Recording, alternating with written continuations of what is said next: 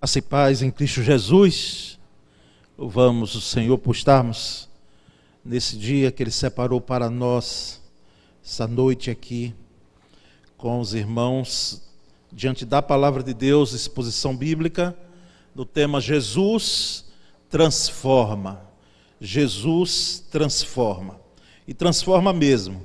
Eu convido você a abrir sua Bíblia, do Evangelho de Lucas, capítulo 7, e nós vamos ler do versículo 11 até o versículo 16. Lucas 7, de 11 a 16. Na medida que eu estiver fazendo a exposição do texto, mantenha a sua Bíblia aberta, vá averiguando um termo ou outro que nós vamos citando aqui e analisando com a palavra na sua mão. Lucas 7, de 11 a 16. Eu lerei nova versão internacional. Diz assim: logo depois Jesus foi a uma cidade chamada Naim, e com ele iam os seus discípulos e uma grande multidão. Ao se aproximar da porta da cidade, estava saindo o enterro do filho único de uma viúva. E uma grande multidão da cidade estava com ela. Ao vê-la, o Senhor se compadeceu dela e disse: não chore. Depois aproximou-se e tocou no caixão, e os que o carregavam pararam. Jesus disse: jovem, eu lhe digo, levante-se. Ele se levantou, sentou-se e começou a conversar, e Jesus o entregou à sua mãe. Todos ficaram cheios de temor e louvavam a Deus. Um grande profeta se levantou entre nós, diziam eles. Deus interveio em favor do seu povo. Amém? Graças a Deus, irmãos. Se lhe fosse dado a oportunidade de você, através de um pedido, você ter o retorno à vida de alguém muito querido, apenas uma pessoa sua, que já faleceu, quem você escolheria? Essa pergunta, eu sei que você está me dizendo aí, pastor, que situação o senhor me colocou agora? Porque tanta gente querida, não é? Quem sabe já se foi, e escolher um deles. Talvez fique mais fácil se eu citar alguns nomes e você ir lembrando. Se é o seu caso. Você tivesse a oportunidade de que essa pessoa voltasse a viver, já pensou? Você escolheria seu avô ou sua avó? O vovô ou a vovó? Tão queridos, às vezes para alguns. Escolheria pai? Escolheria mãe? Escolheria filho, para quem teve, lamentavelmente, essa situação de poder sepultar um filho? Escolheria uma filha? Escolheria um sobrinho? Uma sobrinha? Que você viu partir, como eu vi, meu sobrinho, meus irmãos, um rapaz aos 18 anos, o câncer de pulmão levar, e com a vontade enorme de viver, ele tinha. Joel, o nome dele. Sobrinho, sobrinha, primo, prima, amigo, aquele amigo mais chegado que um irmão, ou uma amiga. Quem você escolheria? Quem? Uma apenas, uma pessoa. Meus irmãos, Naim significa aconchego, ou aldeia do aconchego. Aldeia do aconchego, era um povoado na realidade. Quando a gente lê a cidade de Naim, não tem a ideia de que era uma cidade como a nossa, que era uma cidade muito povoada. Não, era uma aldeia, era um povoado. E o que nos leva a crer pelo nome, aconchego, que inclusive hoje fica na parte do Irã, e segundo pesquisas, hoje é feito um dos melhores tapetes que nós temos, é feito em Naim hoje. Possivelmente aquele era um bom lugar para viver, um lugar tranquilo, um lugar aconchegante. Desses lugares, como eu já ouvi, quem sabe, e você já ouviu, um paulistano mesmo chegar aqui e dizer: pastor, que bênção morar em Aracaju, que maravilha, porque em São Paulo, e voltaram para São Paulo, que foi o Crise e o Kleber, né? O Kleber foi quem disse isso. O Kleber dizendo: eu tinha que sair para chegar lá no trabalho, às vezes 3 horas antes, 2 horas antes. Saía de madrugada, 4, 5 horas da manhã, para chegar no trabalho 7, 8 horas. E aqui em Aracaju, em meia hora, a gente sai e chega. Por isso que quando a gente tem um engarrafamento aqui, o sulista olha de lá e ri. Engarrafamento. Porque nas grandes cidades como Rio e São Paulo, os engarrafamentos são quilométricos. Então, quem sabe Naim era de fato uma cidade, aquele lugar aconchegante, tranquilo de se morar. Os de mais idade aqui em Aracaju, isso eu ouvi ainda. A gente tinha uma tranquilidade enorme, irmãos, aqui, uma cidade como essa. Saíamos, era o tipo de cidade que você andava de madrugada e não tinha problema. As praças, elas não eram vazias, não porque nós estamos em pandemia, porque se voltar, elas continuarão infelizmente vazias. Porque a gente tem medo de ser roubado, ser lá furtado, roubado mesmo, aliás, nem furto, é roubo mesmo, não é advogado, é roubo mesmo. Há uma intranquilidade, mas Naim não, era aconchegante.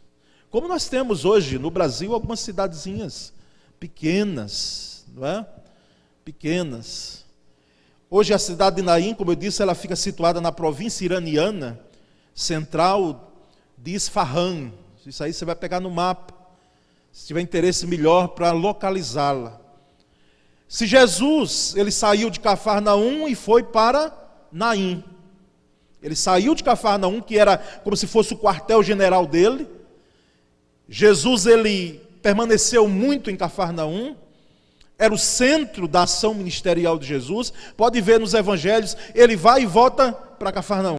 Ele sai de Cafarnaum, mas volta para Cafarnaum. Ele vai pouco a Jerusalém, mas ele vai muito a Cafarnaum. E eu tive a curiosidade, porque nós já sabíamos que Cafarnaum, para percorrer, era de fato uma distância considerável do tempo. Mas se hoje Jesus fosse de carro, de Cafarnaum para Naim, ele gastaria apenas 46 minutos. 46 minutos, rapidinho. Se ele fosse de transporte público, ele gastaria entre 2 e 2 horas e meia. Vai depender do roxo, daquele aperto a mais, aperto a menos. Se ele fosse de bicicleta, já pensou Jesus de bicicleta? Aquela motobike, ele gastaria cerca de 3 horas e 17 minutos. Se ele fosse a pé, como foi a pé, aliás, ele gastou cerca de 10 horas, 12 minutos até 11 horas. Por isso que na sua Bíblia pode ser que você veja aí, e de Cafarnaum para Naim era a caminhada de um dia.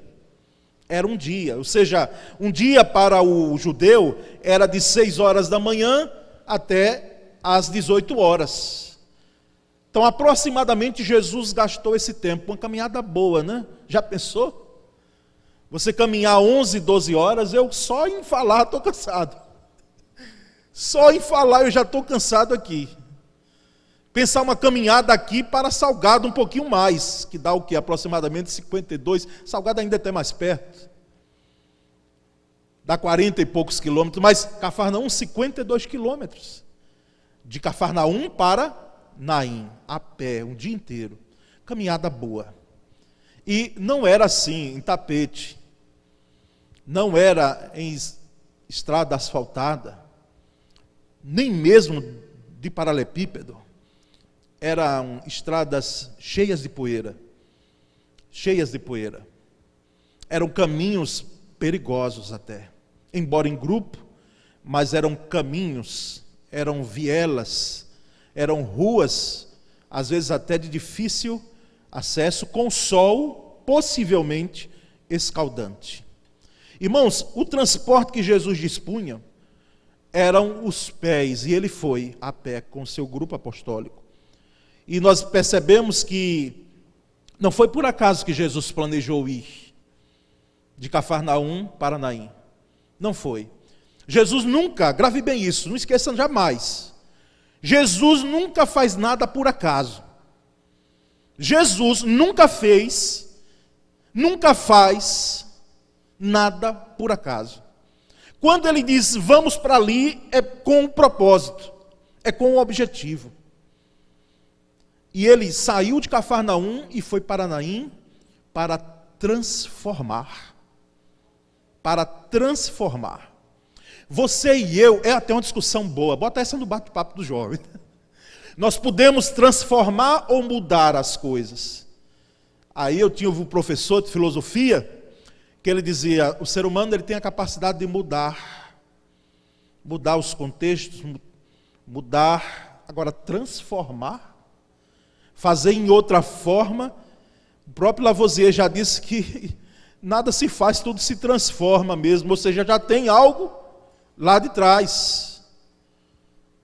Então, transformar é próprio da divindade. E Jesus transforma. Jesus transforma. Ele foi a Naim para transformar, dar uma nova forma.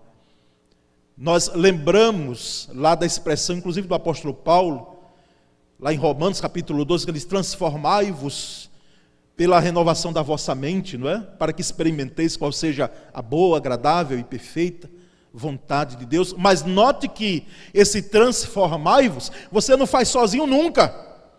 Se não for com o Espírito Santo junto, direcionando, impulsionando a transformação, não faz. A transformação da mente, ela é gerada, ela é impulsionada, ela é feita pela ação do Espírito Santo na vida do crente. Irmãos, essa é a especialidade de Jesus em transformar.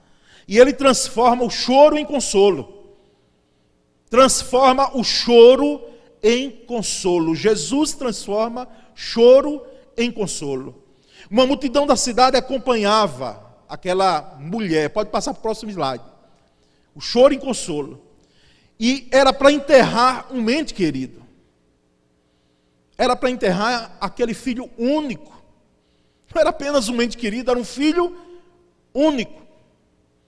Eu não sei se os casais aqui têm a dimensão disso. Lá em casa teve uma moça chamada Poliana, que deve estar vendo a gente agora. Ela reinou soberanamente como filha única durante 18 anos. E às vezes eu ficava olhando de cá, como eu fui criado numa tribo de 13, e eram para ser 14, mas Deus levou uma. Eu fico olhando assim, meu Deus, como minha filha às vezes é sufocada, como nossos filhos únicos, eles, se a gente não tiver cuidado, a gente acaba sufocando com a atenção, com o cuidado. Isso não ocorre com você, pastor Flávio, pode ficar tranquilo. A gente com atenção, com cuidado, se chorou, pronto.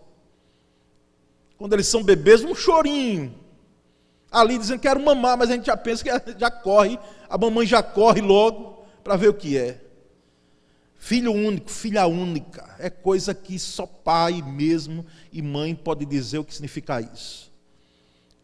Até que veio, no meu caso, veio o Isaac depois de 18 anos, né? E aí está uma bênção lá, 5 anos de vida, que tinha tudo para não nascer. Aquele cenário, irmãos, era desolador. E Jesus chega justamente na hora do sepultamento. Embora a cidade fosse pequena, aquela mulher era muito conhecida. Como todo lugar pequeno. Por que é que nós entendemos que Naim, as pessoas até perguntam na internet, quantos habitantes tinha em Naim naquela época? Não vá por aí não, que você vai rodar, pesquisar tanto e você não vai encontrar. Porque alguém que vai ser fiel ao texto bíblico, ele vai dizer, não sabemos, mas era um povoado. Sabe quanta gente, quantos habitantes tinham, aliás, em 2005, em Naim? 1.600 pessoas. 2005. Então, no tempo de Cristo, será que era essa mega cidade com tanta gente? Então, multidão era a multidão da cidade mesmo, todo mundo, quando tem um sepultamento, numa cidade pequena, que todo mundo se conhece. E todo mundo afluiu para estar junto daquela viúva, daquela mãe que estava para sepultar o seu único filho. O texto diz que ela era viúva. Então ela já tinha visto o filme de sepultar gente querida. Ela já tinha visto. É um filme que aconteceu aqui com cada um de nós. Sepultar gente querida. Aquela mulher já tinha visto um caixão sair de sua casa, com o marido dela. E aquela mulher, o choro dela, não era o único aqui. Ela já tinha chorado. A perda do seu, hoje se diz muito bem, do seu amor. Mesmo que na época, muitas vezes nós não sabemos os relacionamentos conjugais, as implicações que eram. Mas aquela mulher já tinha visto o filme da dor, do sepultamento, do luto. Ela já tinha experimentado. Até hoje as crianças, inclusive ontem eu estava ouvindo em rádio, a psicóloga ligada à questão mais da psicologia infantil, dizendo que nós, sociedade, pais, professores, precisamos, e pais, essa é uma missão muito de família, explicarmos, sem maquiar, a realidade do luto para as crianças, porque tem umas que não estão entendendo. Como é que pode o vovô de uma hora para outra assim sumir? Perdeu o pai e foi para onde? E não se tem que maquiar, tem que se dizer a verdade agora de forma tal que ela entenda. Às vezes até a expressão, eu já disse e reitero, Deus levou, como eu citei aqui, para a criança, ela vai fazer, pense comigo, que Deus é esse que me tira o que é bom? Que Deus é esse que me tira alguém que eu quero que fique? Que Deus é esse? Então, é uma expressão até que a gente deve poupar, embora nós sabemos da soberania de Deus. Explicar a morte, que a gente às vezes não gosta de estar falando, para a criança. Ela já havia, essa mulher, já havia sepultado o seu marido. Daqueles olhos, e nós não sabemos o nome dela, não sabemos o nome do filho, não sabemos que idade essa mulher tinha. Sabemos que o rapaz, era jovem, porque Jesus, na expressão mais próxima, ele diz, rapaz, jovem. Mas são os anônimos da Bíblia, que nós não sabemos os nomes, mas como eles nos ensinam. Daqueles olhos já saíram, já haviam saído lágrimas de dor da perda. A dor da perda, que é uma dor que dói e a gente nem tem como explicar direito. Porque alguém já disse muito bem, e eu repito isso em funerais, a dor da saudade, que é inclusive uma palavra muito portuguesa, brasileira, né? Tem outros idiomas que não têm saudade, essa expressão. O inglês mesmo, vocês que são entendidos mais em inglês, não há. Pode ter algo mais parecido. Mas saudade é algo que a gente entende muito bem, porque é próprio da língua portuguesa. É a dor da ausência.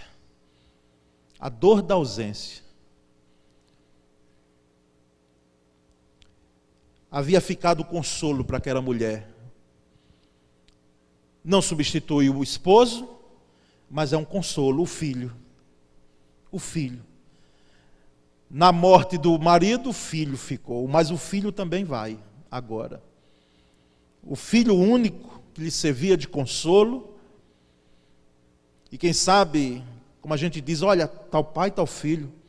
Quem sabe aquele jovem tinha traços do pai, né? Quando a mãe olhava, disse, mas parece um pouco, meu filho parece um pouco meu esposo nesses traços, nisso. Não apenas a fisionomia, mas o jeito de ser. Por isso que tem filho aqui, nem fique aí encucado, por favor. Com essa ideia, não, mas eu não pareço muito com o painho, não pareço muito com maninha. Eu não pareço muito com... Não, às vezes a forma de ser. E para aqueles que adotaram, estão no mesmo caminho, que foram gerados no coração, são filhos. Aquela mulher, irmãos, ela tinha toda a razão para chorar, para apresentar um pranto rasgado, como ela bem entendesse em fazer. Um pranto, ela estava chorando. E quem sabe ela poderia até recusar consolo naquele momento. Porque às vezes as palavras são frias, nossas, frias no sentido de que elas não consolam. Elas não chegam a abraçar tanto quanto a gente precisa. Frias nesse sentido. Descansou. Alguém pode chegar para alguém que perdeu um ente querido. Descansou. E eu, no funeral desse, a gente ouve coisa. Olha, tem coisa, irmãos. Dia desse eu estava falando com alguém até que tive que separar uma briga num sepultamento. Imagina. Me chamaram e disse, pastor, é bom o senhor ir lá na frente, porque o negócio lá está feio. E chegou lá, questões de intrigas familiares. Se eu tivesse com um cajado na mão, um cajado que a igreja, aqui no dia da minha posse, me passou. Mas só foi separar um lado e disse, em nome de Jesus, vocês estavam chorando lá agora. Há pouco tempo vocês estavam ali, todos vocês, chorando em nome de Jesus. Aí um segurou o outro trouxe para cá, pronto. Acabou. Mas, irmãos, é interessante que num desses sepultamentos, alguém disse, ô fulano, descansou. Pessoa já de idade, né? Sofrendo, muito internada há muito tempo. Aí alguém falou perto de mim, esse descanso eu não quero agora. Esse descanso eu não quero agora. Eu digo, mas veio ainda na boca, mas eu engoli. Para não dizer, mas se prepare, porque um dia vai ser o seu dia. Porque hoje foi o dela, né? Mas vai ser o seu, vai ser o meu. Descansou. É uma palavra que a gente, meus pêsames, sentimentos, mas irmãos, não trazem consolo realmente. A gente aprende no seminário que num momento como esse, se a gente não tiver muito o que falar, e não é bom nem falar muito, é porque está no tempo de pandemia, mas a gente abraçar. Abraça. O abraço fala muitas vezes melhor do que as palavras. Um abraço sincero. Um abraço sincero mesmo, um abraço de amigo, de irmão. E Jesus chega para aquela mulher, no seu pranto, no seu choro, e ele não traz apenas consolo, porque ele chega para a mulher e diz, não chore, não chore. E ele tinha autoridade para dizer isso. Porque eu ouvi de um colega uma vez, dizendo para a esposa de um irmão nosso que tinha falecido, não foi diante daqui, mas eu estava presente, ele disse, irmã, não chore, seja forte e tal, aquela coisa, né? Aí depois eu disse, irmã, pode chorar, chore mesmo, porque o momento é de choro agora. Não prenda não, pode chorar. Porque esse momento é de choro. Mas Jesus chegou e disse àquela mulher para não chorar, porque ele tinha autoridade para isso. Não chores, mulher. Não apenas porque ele trouxe consolo, mas ele trouxe transformação. Jesus transforma o choro em consolo. Ali estava alguém que de fato, na sua plenitude, podia consolar. Mas, irmãos, entendemos que Jesus também transforma a morte em vida. Jesus transforma o choro em consolo e Jesus transforma a morte em vida. Porque chegando próximo ao caixão, onde aquele jovem, filho único, se encontrava, os que levavam pararam, porque ele ordenou que parasse, e disse ao jovem, Jesus dizendo ao jovem morto, eu te digo, levanta-te, jovem, levanta-te. Eu já vi alguém falando com alguém que estava morto, mas isso é natural dentro do âmbito das emoções afloradas. Talvez já citei aqui uma esposa dizendo, ô fulano, mas logo agora que a gente estava reformando a casa, os filhos estavam bem, estava indo tão bem. Por que é que você foi me deixar? Por que é que você foi partir? E falando, é natural, a gente entende. Mas Jesus não apenas colocou emoção, ele colocou vida naquele rapaz. Jovem, eu te digo, levanta-te. Levanta-te. Porque ele transforma a morte em vida. E diz que o defunto assentou-se. Veja que cena, irmãos. Que nós já pregamos sobre esse texto aqui, não há nada novo. Mas é algo surpreendente que a gente não vê todo dia. Diz que o jovem assentou-se e começou o quê? A falar, a conversar. Parece cena daquelas pegadinhas de televisão. Talvez alguém ali correu com medo. Não sei. Porque alguém que está morto, levantar-se, sentar-se, aliás, e começar a falar. Aquele povo nunca tinha visto isso. Porque Jesus transforma morte em vida. Morte em vida. Por isso que Paulo, escrevendo aos Coríntios, na sua primeira carta, o capítulo 15, a partir do versículo 55, ele faz uma exclamação maravilhosa. Ele diz, onde está a morte a tua vitória? Onde está a morte o teu galardão? Porque o galardão, ou o aguilhão do pecado, é a lei.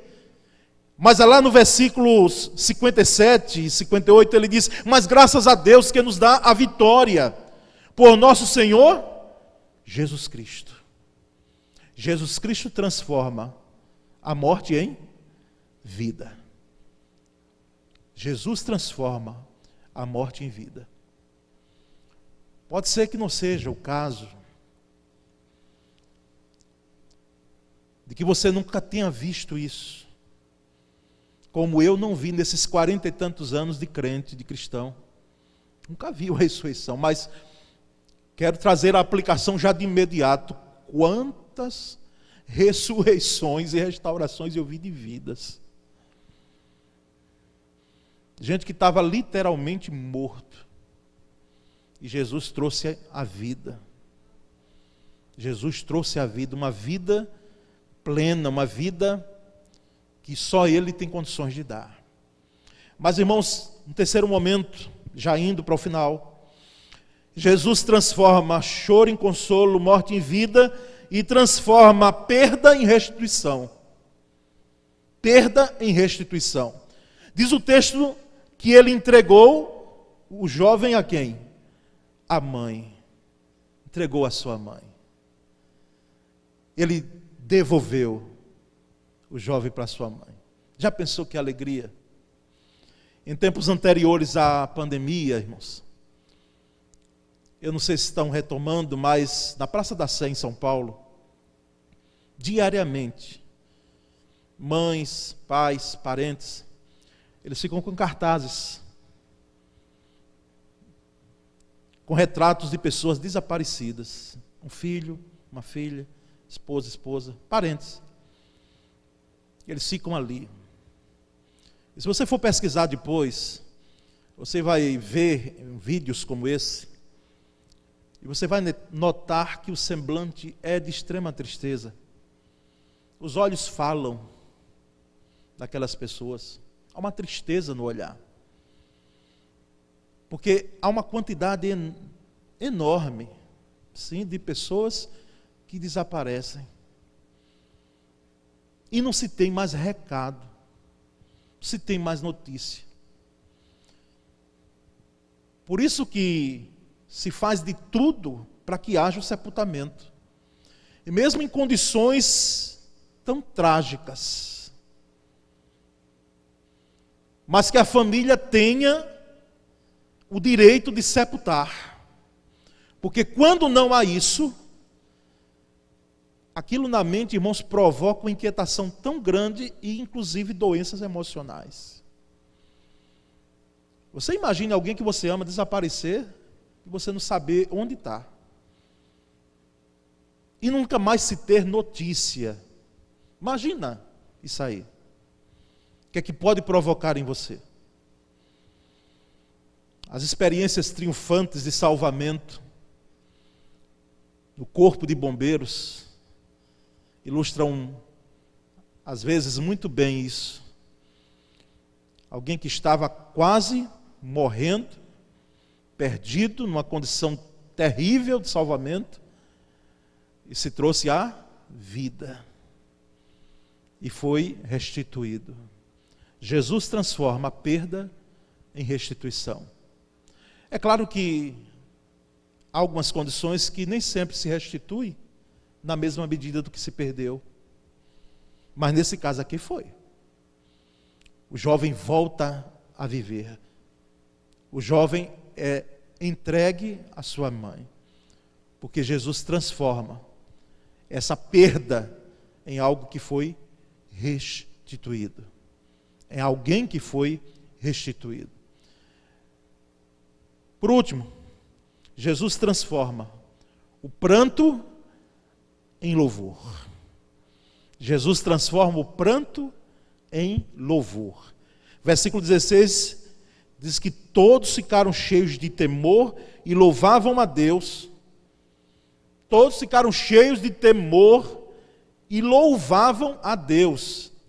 Jesus tem o poder de transformar o pranto em louvor, em glorificação para Ele mesmo. Para Ele mesmo. Por isso que Ele sai de Cafarnaum, anda o dia todo para transformar e ali Ele ser glorificado, exaltado.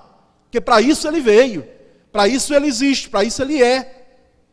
E em Isaías 61, versículos de 1 a 3, nós temos um texto maravilhoso, que eu preciso encerrar com ele, porque ele traz, o profeta Isaías traz justamente essa mensagem de transformar pranto, justamente em louvor, em glorificação. É mais do que música, é louvor, é exaltação, é glorificação. E o texto diz que o Espírito do soberano Senhor, isso se cumpriu na vida de Jesus, Ele está sobre mim porque o Senhor ungiu-me para levar boas notícias aos pobres, enviou-me para cuidar dos que estão com o coração quebrantado, anunciar liberdade aos cativos e libertação das trevas aos prisioneiros, para proclamar o ano aceitável do Senhor e o dia da vingança do nosso Deus, para consolar todos os que andam tristes e dar a todos os que choram em Sião, e eu diria para todos os que choram em Aracaju, todos os que choram no Brasil, todos os que choram no Brasil, todos os que choram no mundo, todos os que choram na Piba, uma bela coroa em vez de cinzas, o óleo da alegria em vez de pranto, e um manto de louvor. Olha que bênção, um manto de louvor em vez de espírito deprimido. Eles serão chamados carvalhos de justiça, plantio do Senhor, para a manifestação da sua glória. Da sua glória. Jesus transforma pranto em louvor. Pranto em louvor. O pranto pode ser o louvor também. E quantos prantos nós já fizemos e louvamos? Mas não venha me dizer que quando a tempestade vai embora, quando o arco-íris desponta como despontou ontem à tardinha, você viu? Lá em casa teve, lá na janela. Isaac olhou e ficou, porque ele só vê muito no tablet. Quando ele viu ao vivo, arco-íris. Não estava assim tão, mas na parte extrema dele estava lá. Eu tirei uma foto e vou lhe mandar ainda hoje, você mesmo da igreja. quando desponta o arco-íris, quando vem a bonança. Vai dizer que você, dos seus lábios não vai soar um louvor de alegria, de regozijo, de pulos, de gritos. Quem sabe, para aqueles mais, não é? Porque o Senhor Jesus transforma pranto em louvor. Pranto em louvor. Eu não sou daqueles tipos de pastor que gosta de pedir, repita, não é? Você não vai me ver eu fazendo isso. Eu não gosto. Não é? Eu acho que ele deve pregar a palavra, mas eu vou lhe pedir para você repetir comigo, para você sair daqui com isso aqui, martelando esses pontos na sua mente e no seu coração. Jesus transforma choro em consolo. Diga comigo: Jesus transforma choro em consolo. Jesus transforma morte em vida. Diga comigo: Jesus transforma a morte em vida. Diga comigo: Jesus transforma a perda em restituição. Jesus transforma a perda em restituição. E diga comigo: Jesus transforma o pranto em louvor. Oh, louvado seja Deus. Transforma do Senhor. Transforma a nossa miserabilidade em vida, para a tua honra e para a tua glória. Amém? Vamos entoar esse cântico e eu voltarei orando com oração.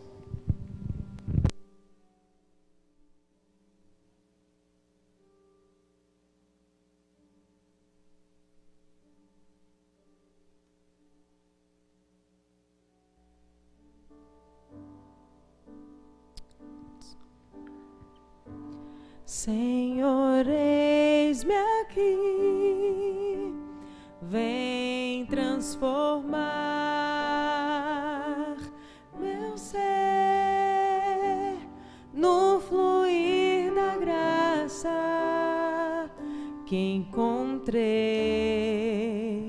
em ti.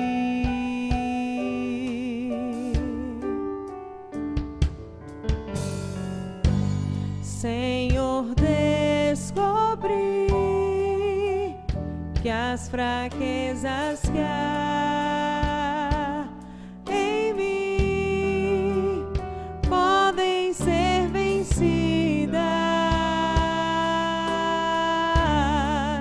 no poder do teu amor.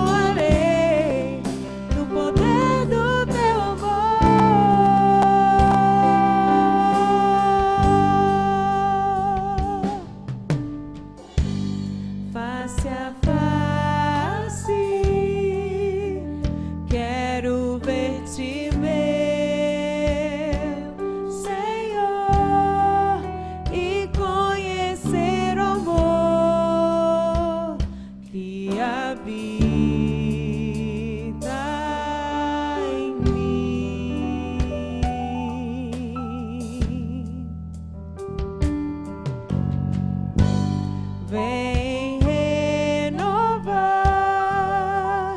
minha mente em teu querer, meus dias viverei